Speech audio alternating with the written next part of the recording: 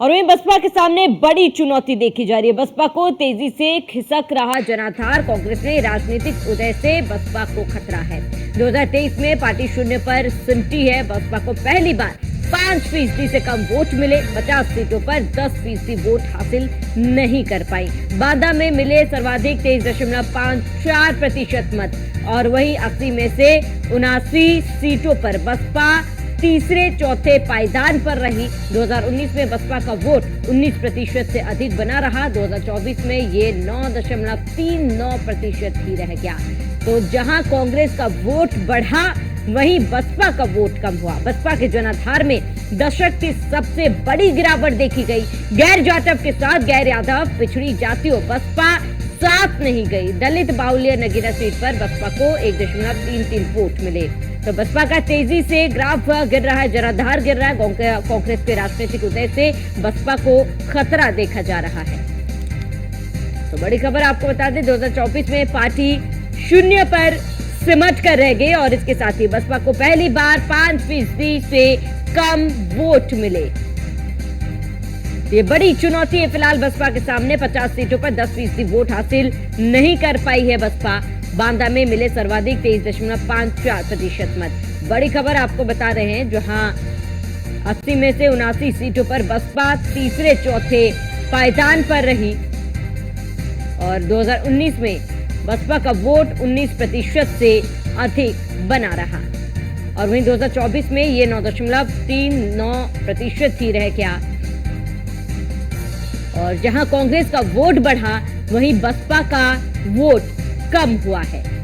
तो इसके साथ ही बसपा के जनाधार में दशक की सबसे बड़ी गिरावट दर्ज की गई। तो गैर जाटव के साथ गैर यादव, पिछड़ी जातियों को बसपा का साथ नहीं दिया और दलित बाहुल्य नगीना सीट पर भी बसपा को 1.33 वोट मिले और बसपा को 15 सीटों पर 50,000 से कम वोट मिले। 32 सीटों पर 50 से 1 लाख वोट मिले। 26 सीटें ऐसी हैं जहां बसपा ने 1 से 2 लाख वोट हासिल किए। मुस्लिमों का मायावती से मोह भंग हो चुका है। बसपा ने 20 सीटों पर मुस्लिमों को टिकट दिया। 13 सीटों पर बसपा को 10% से भी कम वोट मिले। 2014 में बसपा 34 सीटों पर दूसरे स्थान पर रही थी। बसपा को 17 सीटों पर 5% से भी कम वोट मिला है।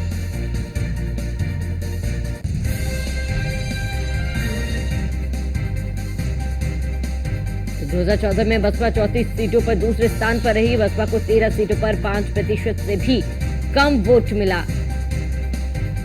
और बसपा का तेजी से खिसक रहा जनाधार।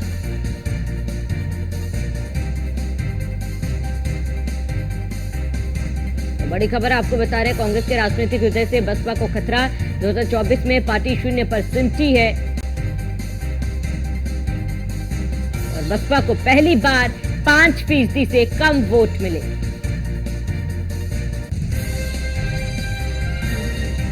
अधिक जानकारी के लिए संवाददाता एसके वाजपेयी हमारे साथ जुड़ चुके हैं। एसके वाजपेयी, जिस तरीके का प्रदर्शन बसपा का इस बार रहा है, जो जनाधार लगातार कम हुआ है बसपा का, एक बड़ी चुनौती बसपा के सामने, लेकिन जनाधार कम होने के पीछे एसके वाजपेयी आप क्या कारण समझ रहे हैं?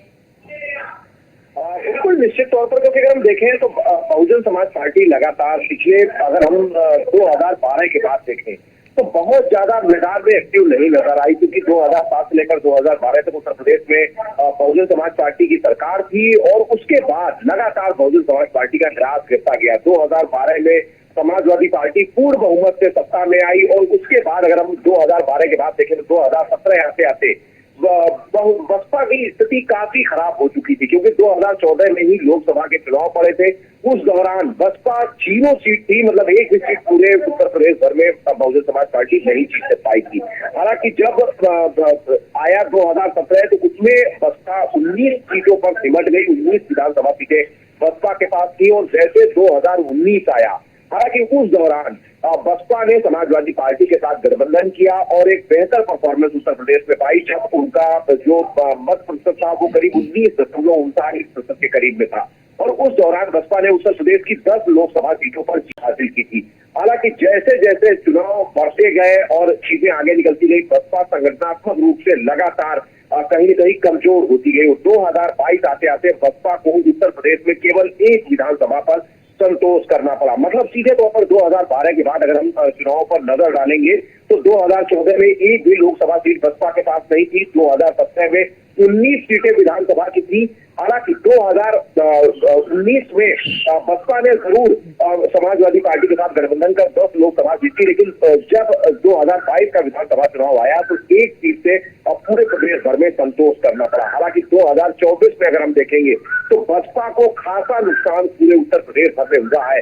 ये साफ तौर पर देखा जा रहा है और ये तस्वीरें जो आंकड़े लगातार हम अपने दर्शकों को दिखा रहे हैं, ये बताने के लिए काफी है कि बसपा अपने जो वोटर्स हैं उनके बीच में अपना जनाधार खोती हुई नजर आ रही है। मतलब जो आंकड़ा 2019 में 19.39 था वो घटकर 9.7%, मतलब सीधे सीधे 10% वोटर का नुकसान बहुजन समाज पार्टी को इन 5 सालों के अंदर उठाना पड़ा है। मतलब बसपा का जो काडर वोट बैंक था वो खिसकता हुआ नजर आ रहा है। दूसरी सबसे बड़ी चीज ये है, जिन जिन सीटों पर कांग्रेस उत्तर प्रदेश में बढ़ी है, मतलब कि जिन 6 सीटों को कांग्रेस ने जीता है या उसके अलावा जिन जिन सीटों पर कांग्रेस ने बेहतर परफॉर्म किया है, क्योंकि एक लोकसभा में 5 विधानसभा सीटें आती है और जिन जिन विधानसभा करीब 22 विधानसभाएं ऐसी है जहां पर कांग्रेस ने अपनी परफॉर्मेंस को इंक्रीज किया है, वहां पर बसपा का वोट प्रतिशत गिर गया है। मतलब वोट प्रतिशत बसपा का 5 से 7% तक आ चुका है। अगर हम नगीना सीट की बात करें जहां पर चंद्रशेखर रावल जो कि आजाद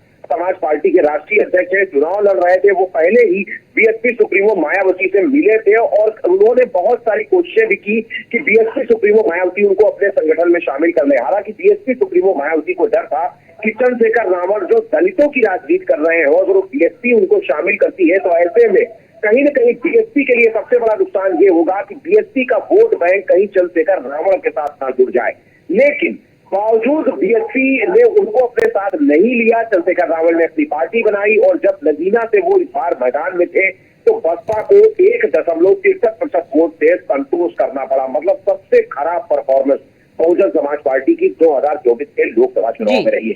हालांकि अगर हम कुल मत प्रतिशत की बात करें तो 9.63 मत प्रतिशत बहुजन समाज पार्टी का इस 2024 के इलेक्शन में रहा है, जो पिछले 2019 से करीब 10% का कम वोट प्रतिशत है। तो मतलब सीधे तौर पर बहुजन समाज पार्टी को केवल एक पार्टी से नुकसान नहीं है, सीधे तौर पर कांग्रेस का जो वोटर लगातार खिसक कर बसपा में जा रहा था और बसपा लगातार दिलगुनी राज चौगुनी प्रगति उत्तर प्रदेश में कर रही थी। अगर हम 2009 के बाद देखेंगे तो लगातार बसपा ने अपने वोट प्रतिशत को बढ़ाया। 2007 से लेकर 2012 तक उत्तर प्रदेश में पूर्ण बहुमत की सरकार चलाई और कहीं न कहीं अपने संगठनात्मक ढांचे को भी 5 सालों में काफी कुछ मजबूत किया। लेकिन 2012 में जैसे ही बसपा की सरकार गई उसके बाद बीएसपी लगातार अपने बड़े बड़े नेताओं को पार्टी से निकालती गई, जनाधार गिरता गया और तस्वीरें आज सबके सामने हैं। अगर हम आज की जीती हुई सीटों की बात करें तो 32 सीटें ऐसी हैं जहां बसपा को 50,000 वोट भी